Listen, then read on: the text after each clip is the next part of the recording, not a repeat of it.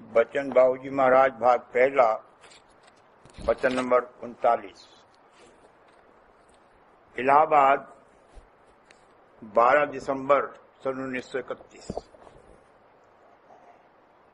सब ख्यालों के पीछे उनका रूप और शब्द है। कोई ताकत बिना शब्द के जाहिर नहीं होती। ख्याल का असर बाहरी रूप पर भी पड़ता है, मगर घाट घाट का फर्क है। संसार में किसी चीज में बंधन नहीं होना चाहिए।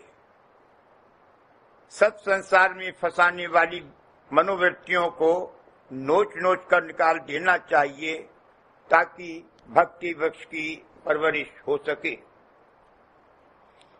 सब ख्यालों के पीछे जो ये उठाता रहता है, उनका रूप और शब्द है। जब तक शब्द की हिलोर नहीं होती और वो रूप धारण नहीं कर लेती, कोई ख्याल उठ नहीं सकता। कोई ताकत भी संसार में या कहीं बिना शब्द के जाहिर नहीं हो सकती। ख्याल का असर बाहरी रूप पर भी पड़ता है। बुरे ख्यालात हैं तो भयंकर रूप बनेगा, और अच्छे ख्यालात हैं तो निहायत सुंदर। देश, घराना, माता, पिता, इनके रूप बनने में सब कंट्रीब्यूट सहयोग करते हैं।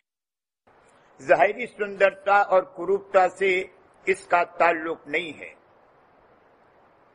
एक भांडों की किश्ती में एक महात्मा भी विराजमान थे। भांडों का तो दस्तूर है कि उनकी जो नकल होती है वो तड़ी और चपत से शुरू होती है। चांद पर तड़ाक तड़ाक चपत लगाते जाते हैं। उन्होंने एक चपत महात्मा जी के भी रसीद की। वे कुछ बोले नहीं, लेकिन आगे चलकर किश्ती भंवर में फंस गई और डूबने लगी। उस वक्त उन्हीं महात्मा ने दया करके उसको डूबने से बचाया। संत महात्माओं का कैसा सुहावना रूप होता है, क्या वह सबको वैसा प्यारा और सुहावना लगता है? औरत की खूबसूरती का जो असर मर्द पर पड़ता है, वो जानवरों की खूबसूरती का नहीं। वैसे वे भी बड़े खूबसूरत मालूम होते हैं, मगर घाट घाट का फर्क है। जहां तक दोनों अंतर में मुतासिर होते हैं, दोनों के खिंचाव से वही घाट कर्म की खुलासी का कायम हो जाता है। जो भूत पिशाच को बुलाते हैं, उनसे माफत रखते हैं, उनसे बातें करते हैं, वे अगले जन्म में भूत पिशाच ही होंगे। एक मेम को बिल्ली से इस कदर प्यार था कि वे उसको अपने साथ सुलाए बगैर खुद सोती ही नहीं थी। ऐसी प्रीत का क्या नतीजा निकलेगा, उसी श्रेणी में उतार होता चला जाएगा। कहने का मतलब ये है कि संसार में किसी चीज में इसकी आसक्ति और बंधन नहीं होना चाहिए। रस तो इंद्रियों का आवेगा ही। अगर जुबान पर रस न आवे तो न किसी चीज का स्वाद मिले, न खा सके, जीना दुश्वार हो जावे। आंख में देखने की ताकत है। अगर किसी चीज को देखने की ख्वाहिश और रस न रहे तो अंधा हो जावे। इंद्रियों को रस आना ही उनकी खुराक है, वे उसी से परवरिश पाती हैं। जितनी मनोवृत्तियां इसको बाहर संसार में फंसाने वाली हैं, उनको नोच नोच कर, खसोट खसोट कर निकालना होगा। जैसे सिर से जुएं, कपड़ों से टीले, बिस्तर और चारपाई से खटमल निकाल देते हैं, निकालना होगा। और इस तरह निराई करके भक्ति वृक्ष की परवरिश की जाएगी। जो पौधे उसके बढ़ाव को नुकसान पहुंचाते हैं, उधर ताकत जाने ही नहीं देते, वे बेमुरवत्ती से उखाड़ दिए जाने चाहिए। ऐसी बेमुरवत्ती करनी ही पड़ेगी। सूरत कोटान कोट जन्म से मन का साथ देती रही है, और इसने उसके साथ अपनी कैसी कैसी ख्वारी की, मगर फिर भी जब मौत का वक्त आता है तो मन का बाप काल कैसी बेमुरवती निर्दयीपने से जबरदस्ती से सूरत को घसीट घसीट कर खींच खींच कर ले जाता है। वो कट कट कर गिरती है। ऐसे निर्दयी की कैसी और क्या मुरब्बत। शुरू में जो विरह उठती है उसमें और उस विरह में जो अंतर में तड़प पैदा करती है बड़ा फर्क है। वो जब उठेगी तब सब बंधनों से छुड़ाकर अंतर में ले जावेगी। होली खेल न जाने बावरिया सतगुरु को दोष लगावे। यहाँ के विषय भोग और मन की वृत्तियों में फंसकर ये पागल हो रही है। मन माया और संसारी जाति वर्ण की लाज करती है। इसका जो वर्ण भक्ति वर्ण है और इसका जो कुल और वंश सत्यनाम वंश है उसकी याद नहीं करती। संतों ने सब वर्णों से छुड़ाकर केवल भक्ति वर्ण धारण कराया है। आहिस्ता आहिस्ता सूरत को मन से न्यारा करना होगा। यहाँ तो मन के बगैर कुछ हो नहीं सकता। एक ऐदाल में उसका साथ देना होगा। राधा स्वामी दयाल इसके तन मन के भी रखवाले हैं, लेकिन उस दर्जे तक जिसमें वो इसकी परमार्थी कार्रवाई में साथ दे सकें और बिगड़ न डालें। जब सूरत पौड़ी और मजबूत होकर मन की वृत्तियों के वेग को संभाल सकेगी तो उसको सर्व सुख इंद्रियों के भी जायज व मुनासिब तरीके से प्राप्त होंगे।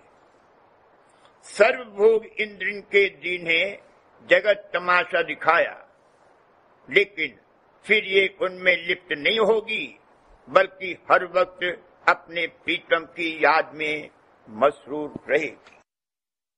वचन नंबर 40। इलाहाबाद 11 दिसंबर सन 1931।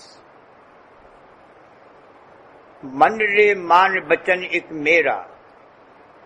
मन की जो खराबियां हैं वो सत्संग की निर्मल धारा से साफ होंगी।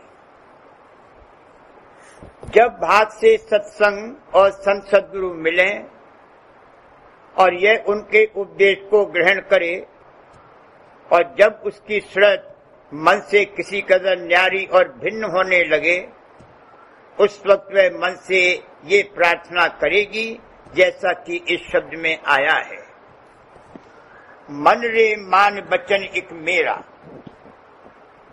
इस गरज से कि किसी तरह मन साथ देवे, सूरत मन को स्वामी और अपने को दासी कहती है।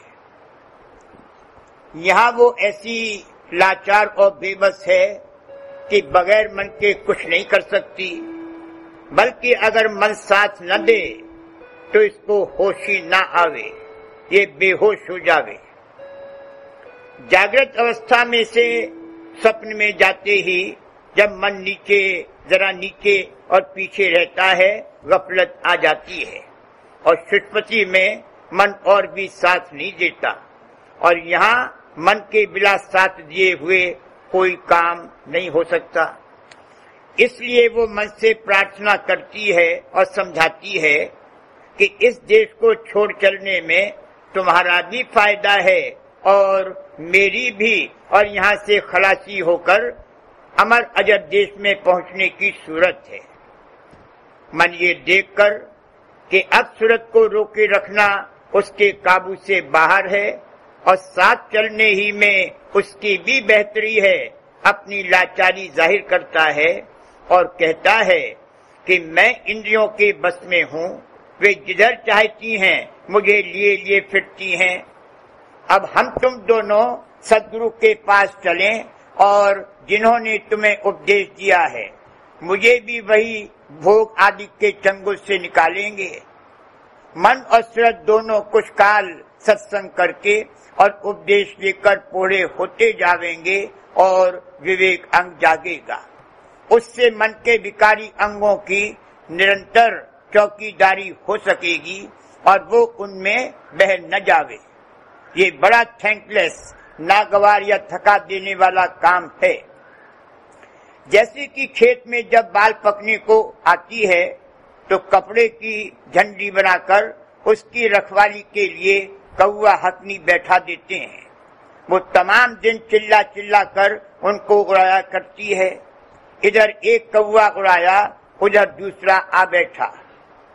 कौवे के अलावा और परंड भी आते हैं, लेकिन काक दृष्टि निहायत ही बुरी है।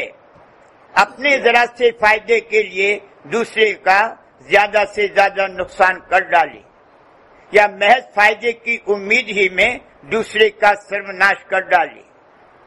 एक रेवड़ी के लिए मस्जिद ढा दे, मगर इस रखवाली के बगैर खेत की हिफाजत नहीं हो सकती, ये करनी ही पड़ेगी। ऐसी जो मन की खराबियां हैं वे सत्संग की निर्मल धारा से साफ होंगी। सत्संग जल जो कोई पावे, सब में लाई कट कट जावे। सत्संग का उपदेश बराबर सुनता रहे, अंतर में चाहे झसे भी नहीं तो भी जैसे जल में पड़ा पत्थर बाहर के पत्थर से शीतल होता है, वह और संसारी जीवों से अच्छा है और एक रोज उसका काम बन जाएगा। पहले मामूली विरह पैदा होती है, फिर भाग से संत सद्गुरु से मेला होकर शरण दृढ़ करता है। फिर उनकी दया से जो विरह और तड़प अंतर में उठेगी, वो पट खोलकर अंतर का रस प्राप्त करा कर अंतर के अंतर धसाती चली जाएगी और सब बंधनों से छुटकारा दिलाकर परम धाम में पहुंचने का अधिकारी बनावेगी। संत सद्गुरु दया फरमाने के लिए ही तशरीफ लाए हैं और दया की धार आने के लिए हर वक्त तैयार रहती है, मगर यह मुंह खोले तो सही। मुंह खोला और दया नाजिल हुई। इसको उनके चरणों में दृढ़ विश्वास रखना चाहिए। ये हालत उस वक्त आवेगी जब छठी का दूध निकल आवेगा, यानी जिस सामान से 6 चक्रों को इब्तिदा में यानी पहले 6 दिनों में ताकत पहुंचती थी, वो थाना छोड़ दे और ढीली पड़ जावे। पहले के आचार्यों ने जो छठी 12 दिन, 21 दिन, 1 महीना और 40 दिन के अलहदा दाखिले रखे थे, उन सब का मतलब था। इस तरह होशियारी से जब कुछ काल सत्संग करेगा और मन के कुछ विकार दूर कर लेगा, तब सूरत कदरे बिन होकर मन से प्रार्थना करेगी, जैसा कि ऊपर कहा है। फिर वह हालत होगी जो उस शब्द में फरमाया है।